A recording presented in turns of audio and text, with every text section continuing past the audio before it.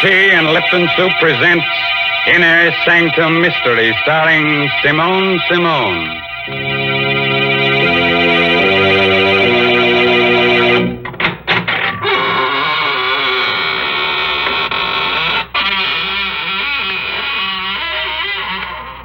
Good evening, friends of the Inner Sanctum. This is, of course, Raymond, your host. Please come in, won't you? Make yourself comfortable in any gloomy corner. We had intended to have a real surprise for you tonight. Instead of myself, we were going to have a guest ghost to act as host. But, unfortunately, this real ghost caught pneumonia, and he's in a very grave condition. The doctors have given up all hope. He's, going to become alive. Well, Mr. Raymond, I must admit I'm glad that ghost couldn't come. It's difficult enough to talk to you. But heavens, I wouldn't know what to say to a ghost. Oh, well, that's simple, Mary. All you have to do is find out whether it's a he ghost or a she ghost. And if it's a she? Oh, well, then you compliment her on her appearance. You say, darling, what a divine sheet you're wearing. That's right, Mr. Raymond. The ladies are always interested in something new to wear. And right now, I'm going to tell them about something they'll all want. It's a lovely piece of jewelry, a real sterling silver medallion about 1 inch in diameter. It's the kind of jewelry you find at those smart shops on Fifth Avenue in New York. But the only way you can get it is from Lipton's. The medallion is decorated with a Chinese inscription, and it's hung on a narrow black rayon satin ribbon. That's the height of fashion this year, you know. And here's how you get the medallion. Just send 25 cents and the box top from a package of Lipton's, the tea with the brisk flavor, to the Lipton Tea People, Box 92, New York City. Yes, that's Box 92 in New York City. And now it's time to begin. Our story is called The Black Art. It's an original tale by Milton Lewis. And our star tonight is that glamorous motion picture star, Simone, who'll play the role of Claudine. So, gather close and get ready to hear a sweet little tale that'll make you wake up screaming for at least the next 2 weeks. You all set? Now remember, if you don't want your hair to stand on end, get someone to sit on your head. Okay? All right, now let's hear Larry Gifford tell you his story in his own words. Wish I never heard that scream. I wish I never saw a body lying there. Blood all over the room. The knife on the floor near her throat. I'll never forget it. I'll never forget how I picked up the knife. I'll never forget the sweat that came creeping out all over me when I heard the door slam. Stand where you are. You make a move, I'll blow your head off. Don't shoot, Copper. Drop that knife. Okay. What's your name? Larry Gifford. Look, I'm from Chicago. Stranger, huh? Yeah, what of it? What's her name? Her? I don't know. I never saw her before. Look, you don't have to frisk me. I haven't got a gun. Shut up. Listen, I know it looks bad, but you see, my room's downstairs. I heard a scream, and Give me back that wallet. Keep your hands up. Roll papers. What of it? So I'm an ex-con, so what? You don't know her, huh? No, I don't. What have you got there? Just a picture I found in your wallet, mister. Picture of her. To Larry. With all my love, Nancy. Reckon you forgot about this, huh? Yeah, but look, I didn't kill her. Shut up. I think I heard that scream and came up here. Hold out your hands. Sure. You can have them. Here. Come back here. Come back.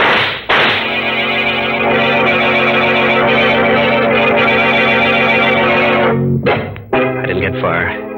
Crowd in the streets nabbed me. They gathered when they heard the shots and scream. I was dumped in jail. Well, this was a little burg in the bayou country, not far from New Orleans. I was the biggest thing that hit the town since Ripley's Believe It or Not. For them jerks, my trial was a bigger show than Carmen Miranda and Gypsy Rose Lee doing a trapeze act. In no time at all, they sentenced me to be hung. It was the night before they were going to take me to the state pen for the necktie party. I was sleeping, dreaming I was in Africa. They were beating them drums, tom-toms. Suddenly I woke up. Moonlight was shining through the bars of my cell. I listened. Someone was beating like a tom-tom on the wall of my jail. Who is it? Who's doing that? Larry Gifford. Yeah, that's me. Were you beating on the wall? Yes. I'm under your cell window. What do you want? Drop one end of your tie through the bars. Okay. There. I've got it. What are you doing? Pull up your tie. Okay.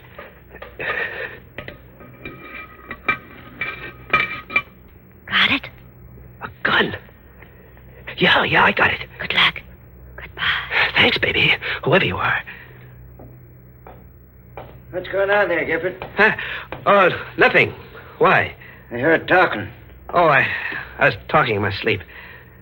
You never done that before. I never was going to be hung before. What you holding there? Come here, I'll show you. What's that? A gun? Yeah, and it's got enough bullets to fill your head with lead. Let go of it. Open that door. Open it or I'll give it to you between the eyes. Go on. Don't shoot. Okay, now take your gun. Give me those keys. See how you like it in there for a while. So long. Stop him! Prisoner escape! Let me out! Prisoner escape!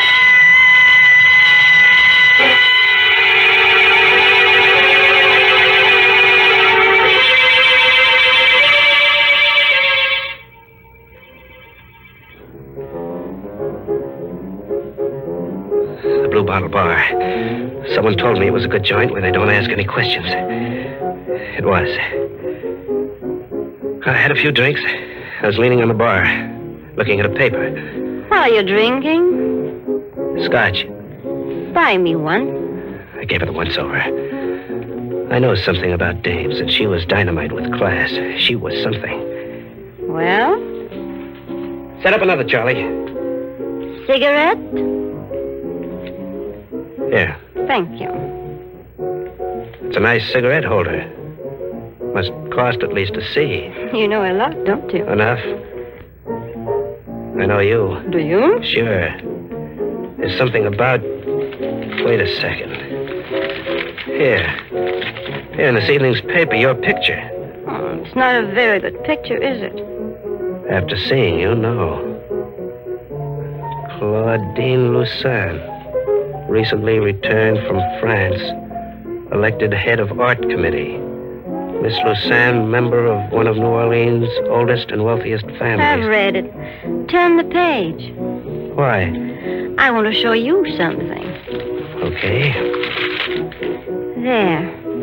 Larry Gifford of Chicago, wanted for murder, is sought by police after sensational jailbreak. Better not read anymore. Why? Feel something against your side? It's a gun. I'm holding it in my pocket. Don't be afraid. I won't give you away. Got a light? Yeah. What do you want?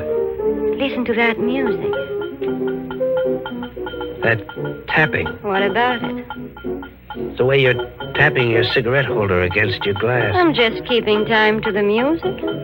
I heard that tapping before. Yeah, sure, in the cell. And I heard your voice before. Did you? You gave me the gun. Now let me hear you. What's this all about? You'll find out. Relax. I can't. I guess I had a few too many. My head, I feel like I'm spinning around, getting dizzy.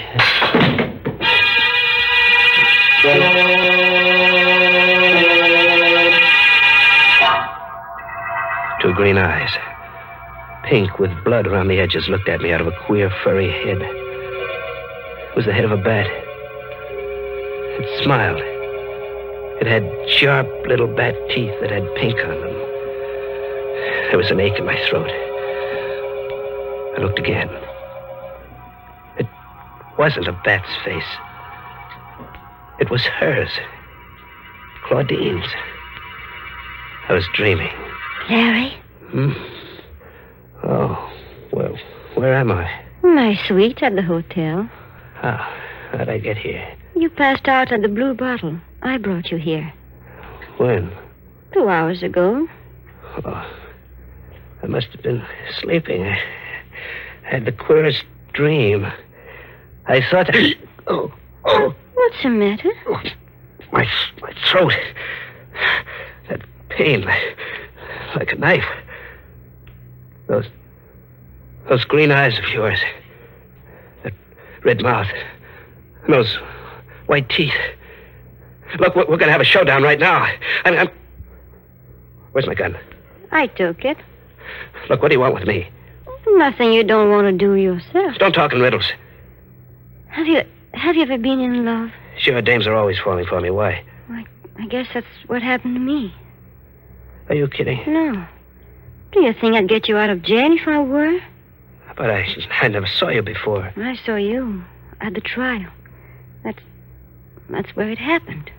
Oh, how can a dame like you go for a guy like me? I don't know. But it happened. I don't believe it. I'm sorry. Come here. Yes? I'm going to kiss you, baby. Larry. Oh, Larry.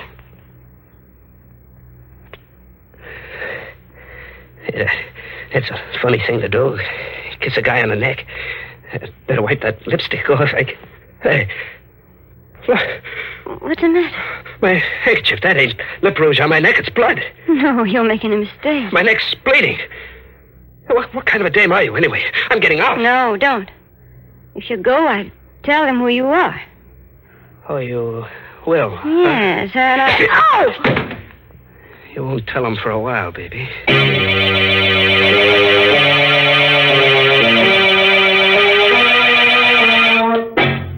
Ma Grady's joint in the old city of New Orleans was just a place. She'd never find me in that dump.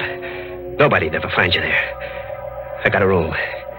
I went to sleep. I was safe. Then I heard it again. That same rhythm. It woke me up. I heard it, but I couldn't believe it. How could she know I was here? Or was it her? There was nobody in the room.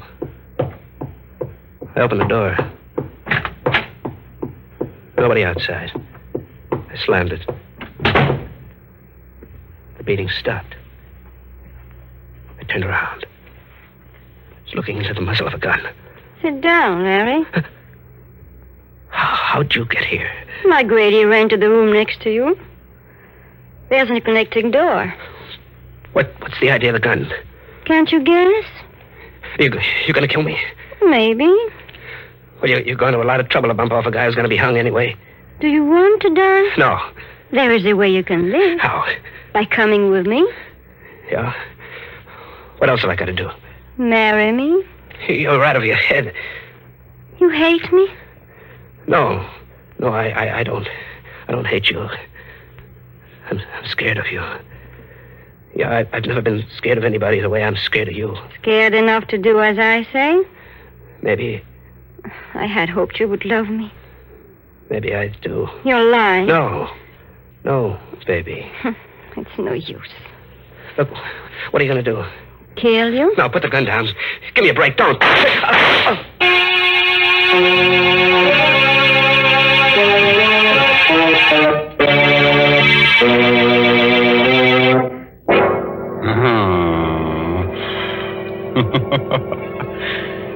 Man, that Claudine's a kid of her words.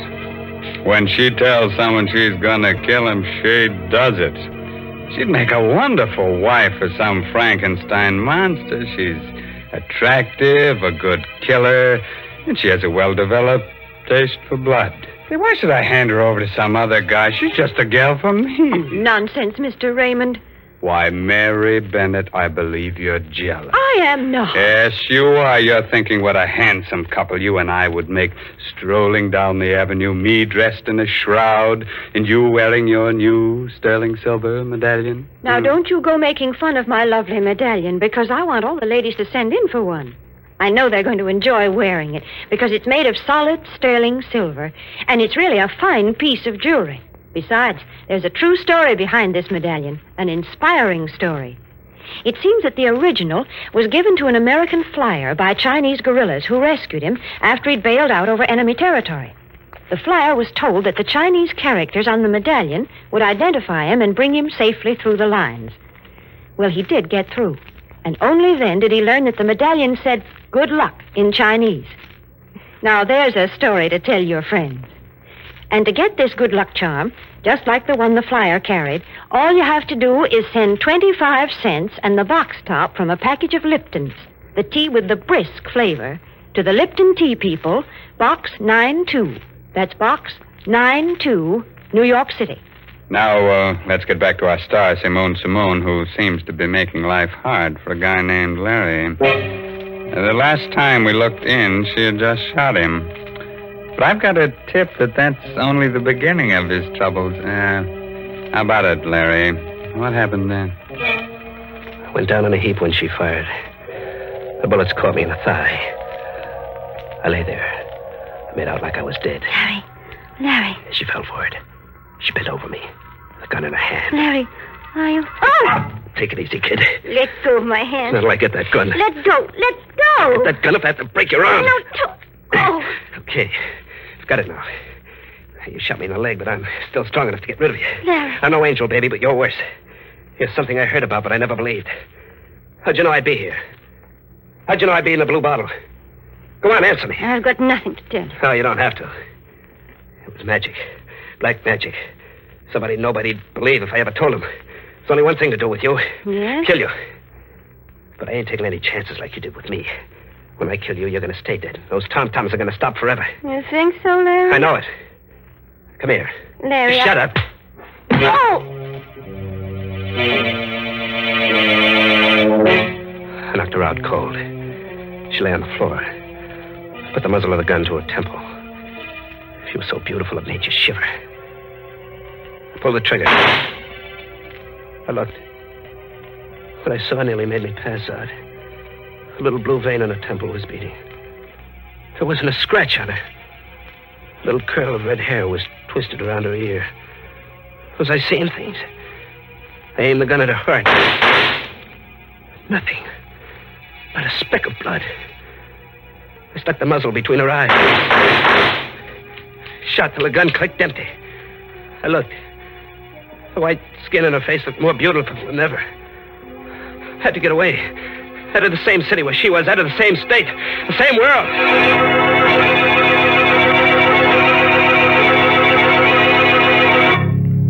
I let out for the open country. To the bayous on the river back in New Orleans. My wounds festered as I dragged myself through the swamps. And I got a fever. It was like a nightmare. In my head, I kept hearing them tom-toms. I couldn't take a train or a bus or go to a doctor. I'd be caught. One night I saw a big house shining in the moonlight. I decided to take a chance. I knocked at the door. What is it? Sorry, miss. I was hunting. I had an accident in my leg. Oh. If you let me come in and call a doctor, I'd be very grateful. You don't want to come into this house. Can't you see I need help? You'll never be helped here. There's nothing good here, only evil and fear. So go away, please. I'm warning you. Go away before my sister comes down. What's the matter with you? Don't you see I can hardly move? Go away while you still have the strength to crawl away. Now, believe me. Tell Mr. Gifford to come in and close the door, Cassie. That voice. That's my sister, Is your sister? Claudine Lussan. Good evening, Larry. I was wondering when you'd get here. You know him? Yes. Mr. Gifford and I are old friends. Friends. How can you have a friend? Now, Cassie. He's someone like you. You mustn't mind her, Larry. Cassie isn't quite well. I don't know who you are, Mr. Gifford, but I do know that she's brought you here to kill me. Cassie? I knew it would happen on a night like this when the moon was full. She's been preparing for it for months. I've told everyone about it, but no one will believe me. I've told them again and again, and they say I'm insane. They think I've lost my mind. But she is going to murder me tonight while the moon is full. She's going to murder me. Oh. Go to your room, Cassie, immediately. Oh. Yes. Yes. I'll go. I'll go. How did you get here? I live here. Come, Larry. You must know by this time that you can't fight me. Yes, I thought I'd never see you again. I'm not well.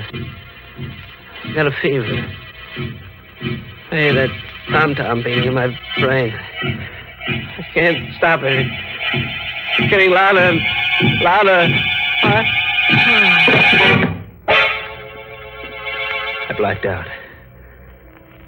When I opened my eyes again, I was in a soft bed with clean sheets. Someone had dressed my wounds. The moonlight came into my room like a living yellow ghost. Then I heard it. Scream. Just like the one Nancy made when she was killed. I limped out of bed, went to the room next door. It was Kathy on the floor, murdered. The knife was still in her neck. And I heard it again. The tom-tom. Queer sounding this time. I felt myself beginning to sway to the rhythm like a dancer. Then I did something I couldn't stop myself from doing. I put my hands down, drew out the knife. I wiped my bloody hand on my shirt. Suddenly I looked up. She was there. Claudine. Drop the knife, Larry. What have you got in your hands? These? These came from the skeleton of someone who was once alive. You're not a woman. You're a devil. I'm going to... Don't come any closer, Larry. I don't want to kill you just yet. Just yet?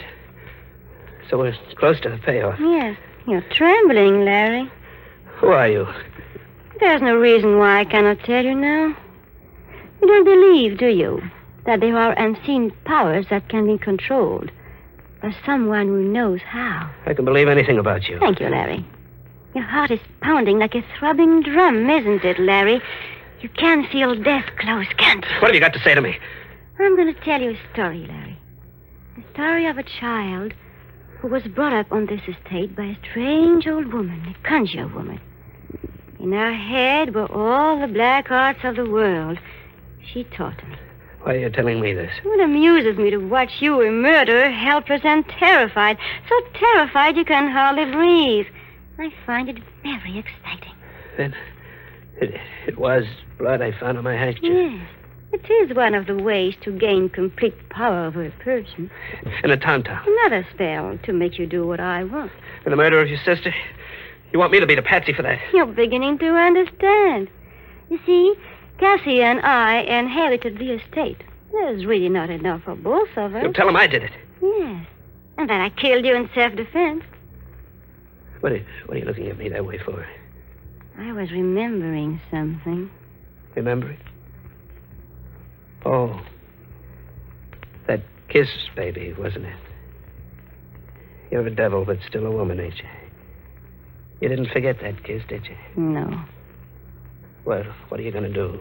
Come here. Closer. Well? Don't move. There. You're going to let me live? Live when it's my life against yours, you fool. I'll put that gun down. When I'm finished. Please, give me a break. I'm begging you. Begging you? I'll do anything you say. Just give me a chance, please. Here it comes, Larry, between your eyes.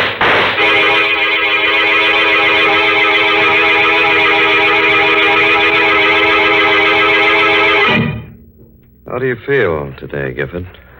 Much better, officer. Leg's healing fine. We checked that crazy story you told us. It's all true. Tell me something. How'd you know to come to the Lucerne place when you're dead? You arrived just in time. A second later, and she would have killed me. Kathy, your sister, phoned us, told us to come out. I came in the room and saw her threatening you with a gun. I shot at her. I had to. Got her in the shoulder. You should have killed her. State will take care of that. Did you believe the story she told you at first? That I killed her sister and she was killing me in self-defense? No. You see, Gifford, we'd found out that you weren't a murderer. You didn't kill Nancy Warren. The man who did that confessed. That made her whole story false. How did she do it, Captain? How did she find out where I always went? Police psychiatrist said she did it by post-hypnotic suggestion. She told you where to go while you were asleep, and you never realized that you were always doing just what you wanted. But the bullets when I shot at her and tried to kill her, how'd she do that? It was all carefully planned. The first shots she fired at you were real bullets. The others in the gun were blanks. She wanted to get you so thoroughly under her power that you think she couldn't be killed. You see, all this so-called black magic has an explanation. Has it? I wonder. Oh,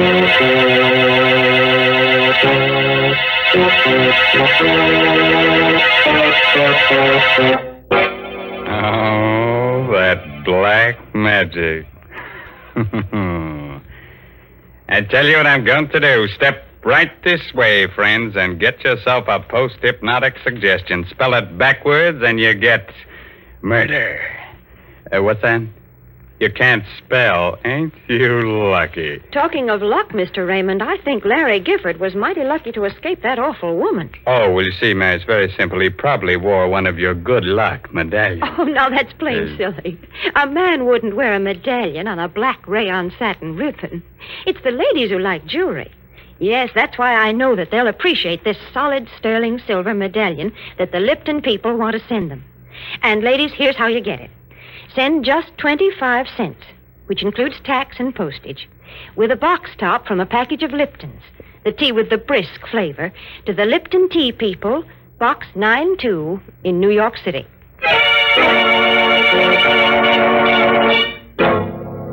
The moral for tonight's assault on your nerves is never marry a dame who sucks blood out of your throat.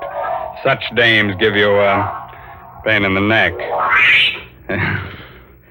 By the way, this month's Inner Sanctum Mystery novel is The Red Right Hand by Joel Townsley Rogers.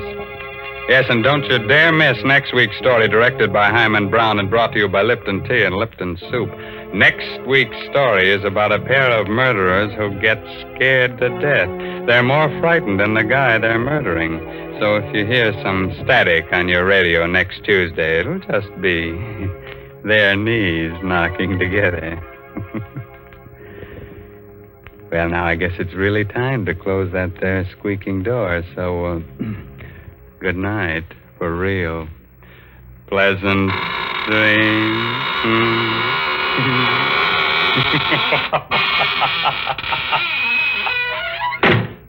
Folks, the next time you send a box of food to your boy overseas, be sure to include a package or two of Lipton's Noodle Soup Mix. You see, Lipton's is just like a taste of home. It has the same homemade, chickeny taste as the soup you make yourself. The soup your boy's always been so fond of. That's why it's such a thoughtful, welcome little gift to send Lipton's. And as you know yourself, Lipton's noodle soup makes a grand snack. So remember, send a package or two to your boy. And remember to tune in next Tuesday night for another Inner Sanctum Mystery. This is CBS, the Columbia Broadcasting System.